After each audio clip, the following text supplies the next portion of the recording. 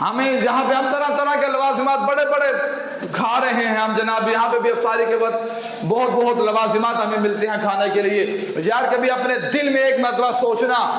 کہ غزہ کے جو مسلمان ہیں جو سڑکوں سے یوں آٹا اکٹھا کر رہے ہیں، صاف پینے کو پانی نہیں ہے ان کے پاس کھانے کو روٹی نہیں ہے۔ ہم مسلمان ہیں، ہمیں اللہ نے پاکستان دیا ہے، ہم اس کی غنیمت کو کیوں نہیں جانتے؟ ہم کیوں نہیں روزہ رکھتے؟ ان سے پوچھو جا کے روزے کی قیمت، ان سے پوچھو جا کے تراویح کی قیمت۔ ابھی پچھلے دنوں ان کی ویڈیو وائرل ہوئی، وہ جناب سارے عام گولیاں کی بوچھاڑ میں تراویح پڑھ رہے ہیں، اور ہم سب کچھ تندرست ہیں،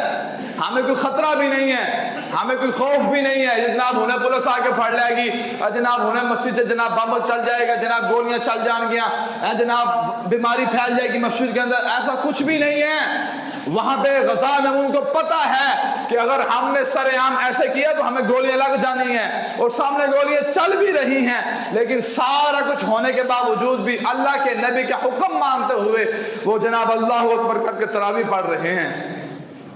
ہم سے تو پھر مضبوط ایمان ان کا ہوا، ہمارا ایمان مضبوط کیا ہوا؟ ہم سے تو پھر پکا کلمہ جو تھا وہ تو غزہ کے مسلمانوں نے پڑھا کہ روٹی نہیں بھی ہے، سحری کے وقت پانی پی کر گزارا کر رہے ہیں، لیکن روزہ وہ نہیں چھوڑ رہے، گولیوں کی وہ چھاڑ میں کھڑے ضرور ہیں، لیکن 20 تراویح وہ مکمل ادا کر رہے ہیں۔ ادھر جناب 8 تراویح پڑھ کے کوئی جا رہا ہے، کوئی 12 پڑھ کے جا رہا ہے۔ مسجد ہے یار، اللہ کا گھر ہے، خوف خدا نہیں آتا تمہیں کہ جب تمہارا امام مصلی پہ کھڑا ہے، وہ امام مکمل 20 پڑھ رہا ہے تراویح، تو پھر تمہیں کیا بیماری پیش آتی ہے کہ تم جناب 8 پڑھ کے بھی جا رہے ہو، 12 پڑھ کے جا رہے ہو؟ خوف خدا نہیں ہے؟ جب ہم کیا کہتے ہیں کہ پیچھے سے امام کے اللہ اکبر، تو امام کے پیچھے اللہ اکبر پوری کرو۔ امام جناب پیچھے کھڑا ہوا ہے، جناب آگے کھڑا، امام کہتا ہے بس پیچھے بڑی عوام ہے، اور جب سلام پھیرا جاتا ہے تو پیچھے 1.5 صف بھی ہمارے نہیں ہوتی۔ جب شروع کرتے ہیں تو 3 سے 4 صفیں ہوتی ہیں ہمارے پیچھے،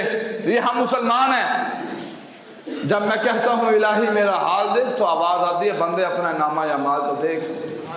من قام لیلۃ القدر ایمانا واحتسابا غفر له ما تقدم من ذنبه۔ رسول پاک صلی اللہ علیہ وسلم نے فرمایا کہ جڑے بندے نے رمضان کی راتوں کو قیام کیا، من قام لیلۃ القدر ایمانا واحتسابا غفر له ما تقدم من ذنبه، کہ جڑے بندے نے رمضان کی راتوں کو قیام کیا اور وہ بھی ثواب کی نیت سے، ایمان کی نیت سے، ایمان اور ثواب کی نیت سے، جس بندے نے رمضان کی راتوں کو قیام کیا، غفر له ما تقدم من ذنبه، اللہ رب العزت اس کے سابقہ سارے گناہوں کو معاف فرما دیتا ہے۔ ہمیں 20 تراویح 1 گھنٹہ، 1.25 گھنٹہ یا 1.5 گھنٹہ لگتا ہے پڑھنے میں، یار اس 1.5 گھنٹے کے بدلے میں رب تعالی ہمارے گناہوں کو معاف فرما رہا ہے۔ اس سے بڑے ہمارے لیے کیا قابل فخر بات ہو سکتی ہے کہ ان المساجد للہ، حضور صلی اللہ علیہ وسلم نے فرمایا کہ ان المنافق فی المسجد کالقفص فی الطیر۔ رسول پاک صلی اللہ علیہ وسلم نے فرمایا کہ جو منافق ہوتا ہے نا، منافق جس کا دل نہیں مسجد میں لگتا، جو کہتا ہے کدو جناب مولوی صاحب دعا کرن تے جناب میں مسجد تو باہر نکلا، کدو مولوی صاحب سلام پھیرن تے مسجد تو باہر نکلا میں، حضور صلی اللہ علیہ وسلم نے فرمایا المنافق فی المسجد کالقفص فی الطیر۔ رسول پاک صلی اللہ علیہ وسلم نے فرمایا کہ مومن کی مثال، منافق کی مثال ایسے ہے کہ جیسے پنجرے کے اندر پرندہ ہو نا، وہ پھر پھرا رہا ہوتا ہے، وہ کہتا ہے کب مجھے جناب آزادی ملے اور میں اڑ جاؤں۔ حضور صلی اللہ علیہ وسلم نے فرمایا کہ منافق جو ہوتا ہے اس کی حالت مسجد میں ایسے ہی ہوتی ہے، وہ بے قرار رہتا ہے، وہ بے چین رہتا ہے، پتہ نہیں کیڑا ٹائم ہے میں باہر نکلا مسجد تو دل کو گھٹن محسوس کرتا ہے۔ لیکن اسی کے مقابلے میں حضور نے فرمایا المؤمن فی المسجد کالسمک فی الماء، حضور نے فرمایا کہ مومن کی مثال مسجد میں ایسے ہے کہ جیسے پانی کے اندر مچھلی آرام پاتی ہے، سکون ہوتا ہے، وہ زندہ رہتی ہے، اسی طرح ہی مومن جو ہوتا ہے وہ مسجد میں جب آ جاتا ہے اس کو سکون قلب حاصل ہو جاتا ہے، اس کو ایک نئی چاشنی عطا ہو جاتی ہے۔ اب اپنے ایمان کا ذرا تقاضا کرو، اپنے ایمان کو ذرا دیکھو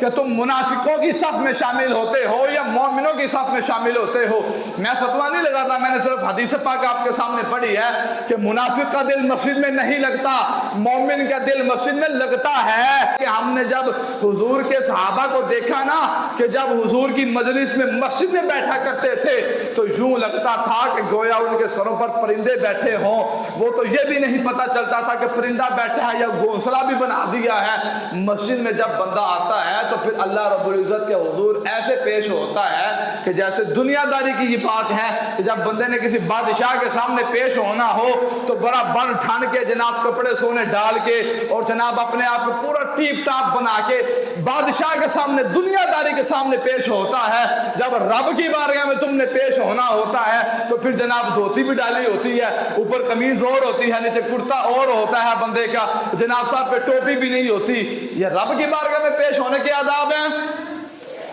रब की आदाब ये नहीं है, रब के आदाब तो ये है कि बंदे ने सर भी ढांपा हुआ हो और कपड़े भी ऐसे डाले हुए हों कि पता चले कि सारी कायनात के खालिक और मालिक की बारगाह में बंदा हाजिर हो रहा है।